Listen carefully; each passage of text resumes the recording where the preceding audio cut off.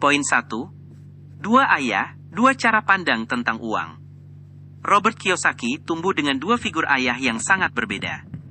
Satu adalah ayah kandungnya, seorang pegawai negeri yang berpendidikan tinggi, percaya bahwa jalan menuju keamanan hidup adalah lewat sekolah yang bagus, nilai rapor tinggi, dan pekerjaan tetap dengan gaji stabil.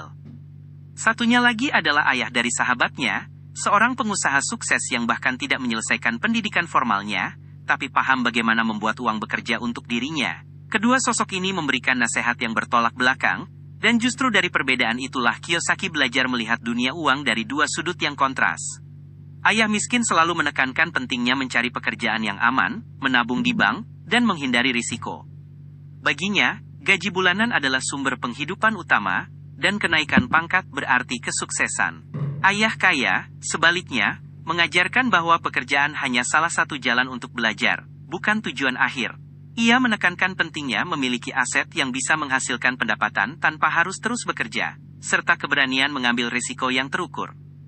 Pola pikir ini membentuk cara Kiyosaki melihat kerja dan investasi. Dari ayah miskin, ia belajar disiplin dan nilai kerja keras. Dari ayah kaya, ia belajar untuk tidak terjebak dalam lingkaran kerja demi uang, melainkan membangun sistem agar uang yang bekerja untuknya. Misalnya, ayah kaya sering membicarakan properti sewa atau usaha kecil yang bisa berkembang menjadi sumber pemasukan rutin.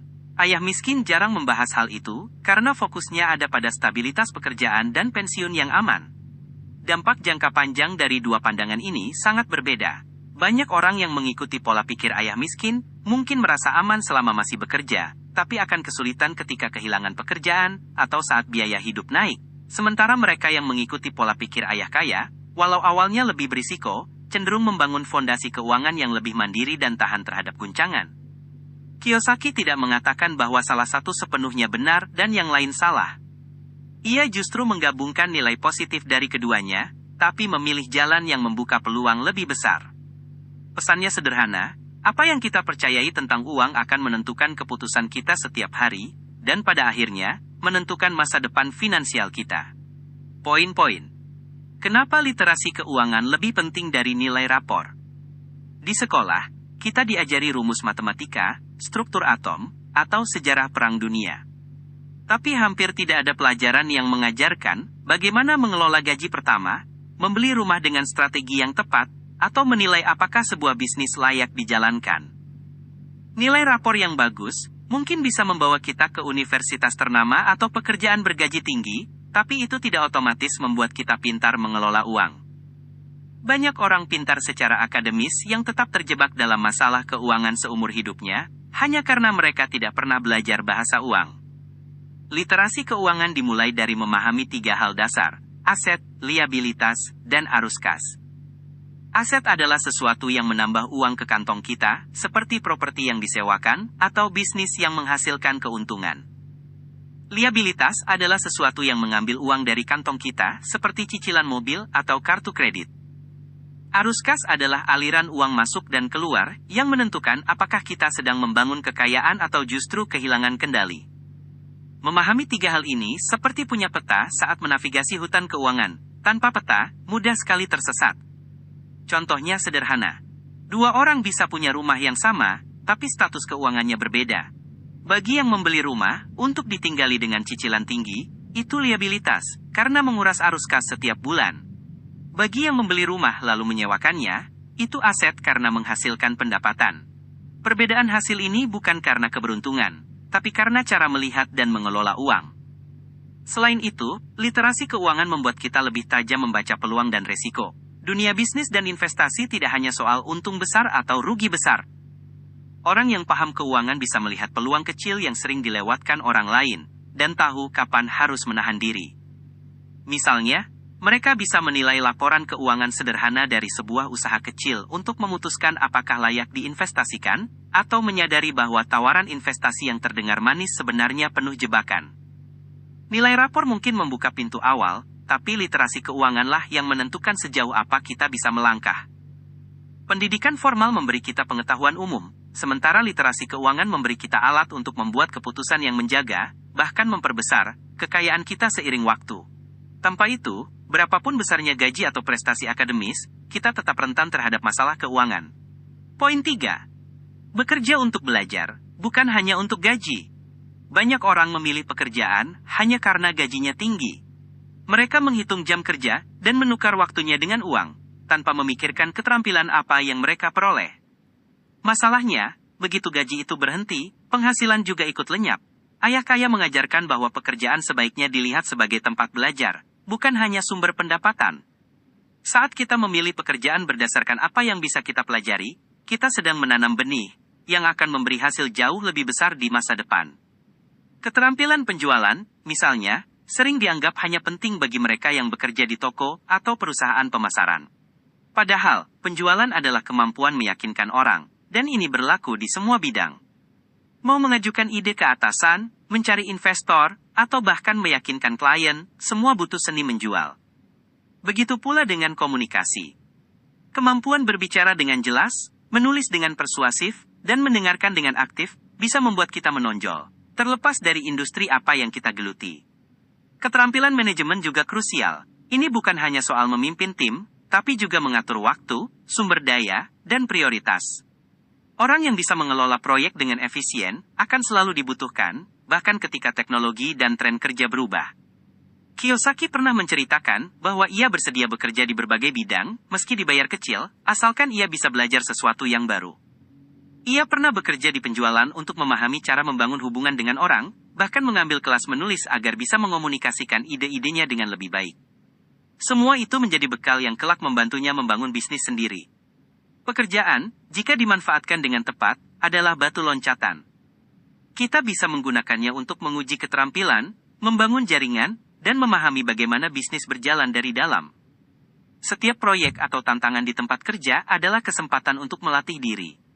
Jika kita hanya mengejar gaji, peluang ini sering terlewat. Tapi jika kita melihat setiap pekerjaan sebagai ruang belajar, kita akan keluar dari sana dengan modal yang nilainya jauh lebih besar dari angka di slip gaji. Safah. Poin 4. Aset vs liabilitas, aturan emas keuangan pribadi.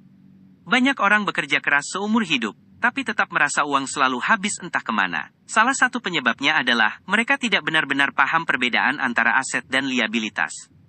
Secara sederhana, aset adalah sesuatu yang memasukkan uang ke kantong kita. Liabilitas adalah sesuatu yang mengeluarkan uang dari kantong kita. Sesederhana itu, tapi sering diabaikan.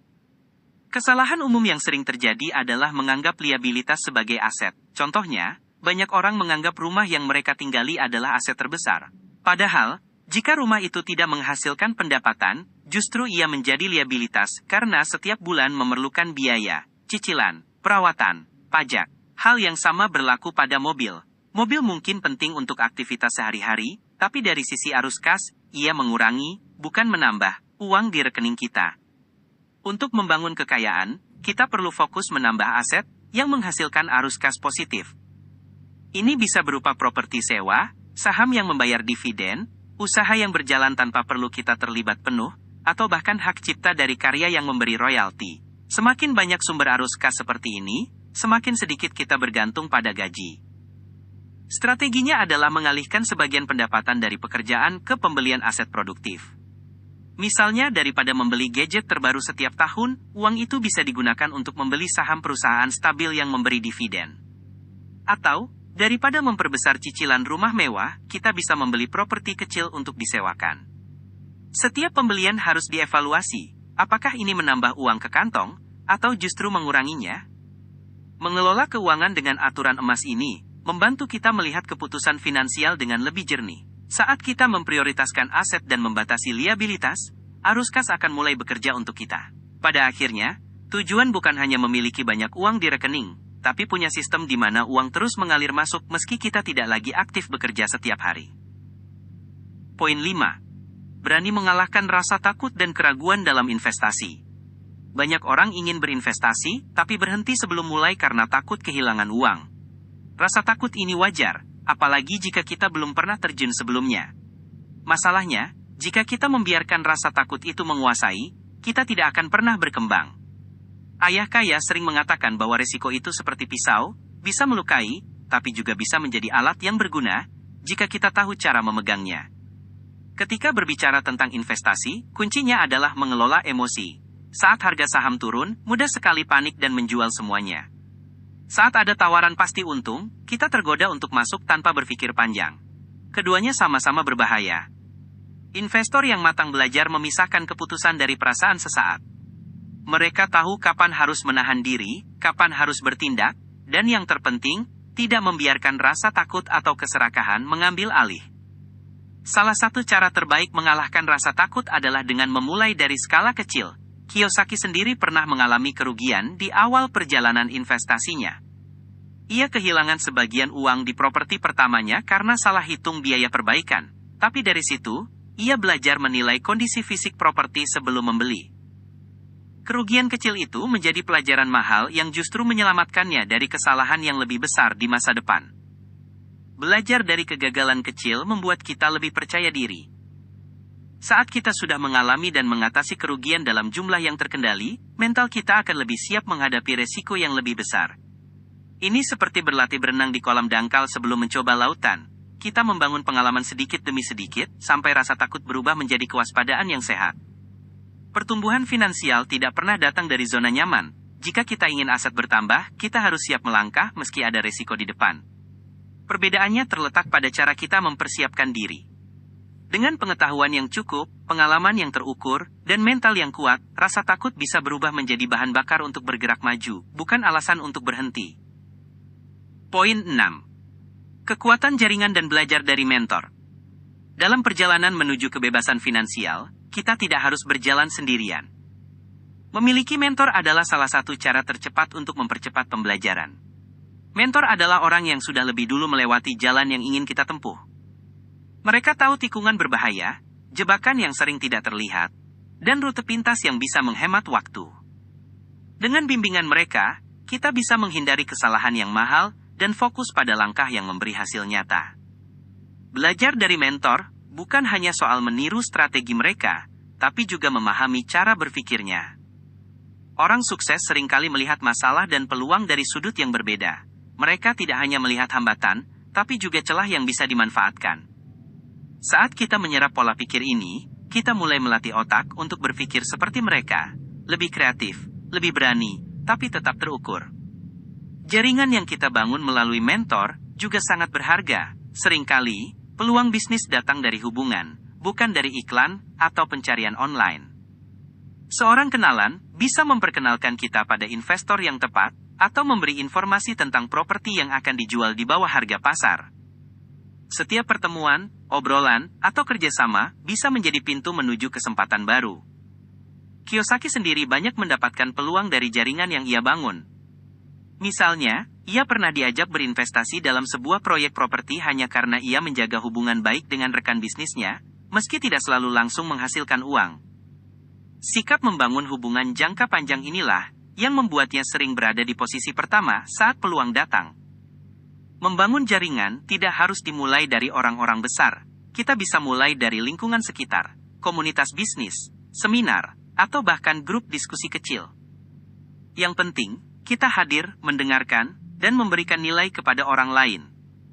Saat kita tulus membangun hubungan, manfaatnya akan kembali, seringkali dalam bentuk yang tidak kita duga. Poin 7. Kuasa menguasai uang sebelum uang menguasai Anda. Langkah pertama untuk menguasai uang adalah memiliki disiplin. Tanpa disiplin, berapapun penghasilan kita akan habis begitu saja. Mulailah dengan menetapkan tujuan keuangan yang jelas. Misalnya, ingin memiliki dana darurat senilai 6 bulan pengeluaran atau membeli properti sewa dalam 3 tahun.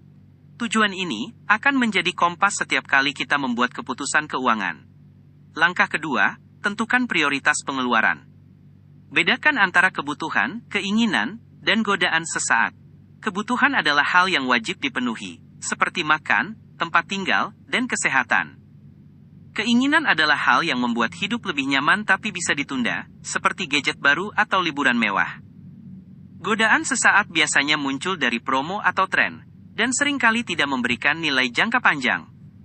Menyadari perbedaan ini, membantu kita mengalokasikan uang dengan lebih bijak. Langkah ketiga adalah memprioritaskan investasi dibandingkan konsumsi berlebihan. Setiap kali menerima penghasilan, sisihkan sebagian untuk aset produktif sebelum membelanjakan sisanya. Ini bisa berupa saham dividen, reksadana, properti, atau bisnis kecil. Prinsipnya sederhana, bayar diri sendiri dulu.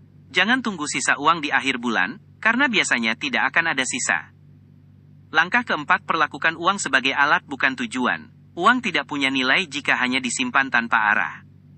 Gunakan uang untuk menciptakan kebebasan waktu, peluang baru, dan keamanan bagi diri sendiri maupun keluarga.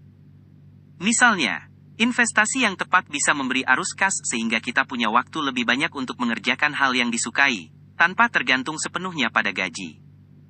Langkah kelima, pantau dan evaluasi secara rutin. Buat catatan keuangan bulanan, periksa apakah pengeluaran sesuai prioritas, dan lihat apakah investasi berjalan sesuai rencana. Dengan begitu, kita bisa cepat memperbaiki kesalahan sebelum menjadi masalah besar.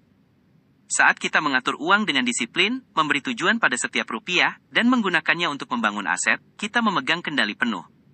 Sebaliknya, jika kita membiarkan uang mengatur hidup, keputusan kita akan selalu didikte oleh tagihan, cicilan, dan rasa takut kekurangan. Poin 8. Transformasi tantangan menjadi peluang finansial. Krisis ekonomi sering membuat banyak orang berhenti bergerak. Mereka memilih menunggu keadaan membaik sebelum mengambil langkah. Tapi orang yang memahami keuangan justru melihat krisis sebagai momen penuh peluang. Harga aset sering turun, persaingan melemah, dan pasar mulai mencari solusi baru. Inilah saat di mana orang kreatif bisa memanfaatkan celah yang terbuka. Salah satu contoh datang dari seorang pengusaha kecil yang memulai bisnis catering rumahan saat banyak restoran tutup. Awalnya, ia hanya melayani tetangga yang kesulitan mendapatkan makanan sehat selama pembatasan sosial. Dengan modal dapur rumah dan promosi sederhana lewat media sosial, pesanan mulai mengalir. Ia memanfaatkan kebutuhan baru yang muncul karena situasi krisis, bukan menunggu pasar kembali seperti dulu. Kreativitas adalah kunci. Menghasilkan pendapatan tidak selalu berarti harus memulai bisnis besar. Kadang, inovasi kecil cukup untuk membuka sumber penghasilan baru. Misalnya, seseorang yang memiliki keterampilan desain mulai menawarkan jasa membuat materi promosi online bagi UMKM yang ingin beralih ke penjualan digital. Biayanya terjangkau, tapi nilainya tinggi bagi klien. Dari proyek-proyek kecil inilah reputasi dan jaringan berkembang. Kiyosaki menekankan bahwa keberanian mengambil langkah di saat orang lain ragu adalah pembeda utama. Namun keberanian saja tidak cukup, kita juga perlu analisis. Setiap peluang harus ditimbang dari segi potensi keuntungan, resiko, dan sumber daya yang dibutuhkan. Orang yang sukses di masa sulit biasanya cepat melihat tren baru, lalu menguji idenya dengan langkah kecil sebelum memperbesar skala. Mengubah tantangan menjadi peluang bukan berarti mengabaikan risiko, tapi belajar menyesuaikan strategi dengan kondisi. Saat pasar properti lesu, investor berpengalaman mungkin mencari properti bermasalah dengan harga diskon, lalu merenovasinya untuk dijual kembali saat pasar pulih. Saat industri tertentu melambat, pengusaha bisa memindahkan fokus ke segmen yang sedang tumbuh. Polanya selalu sama, amati perubahan, temukan celah, dan bergerak cepat. Bagi mereka yang siap, masa sulit justru menjadi titik awal lompatan besar. Yang membedakan hanyalah cara pandang terhadap tantangan. Apakah itu dianggap tembok penghalang, atau justru pintu yang baru saja terbuka?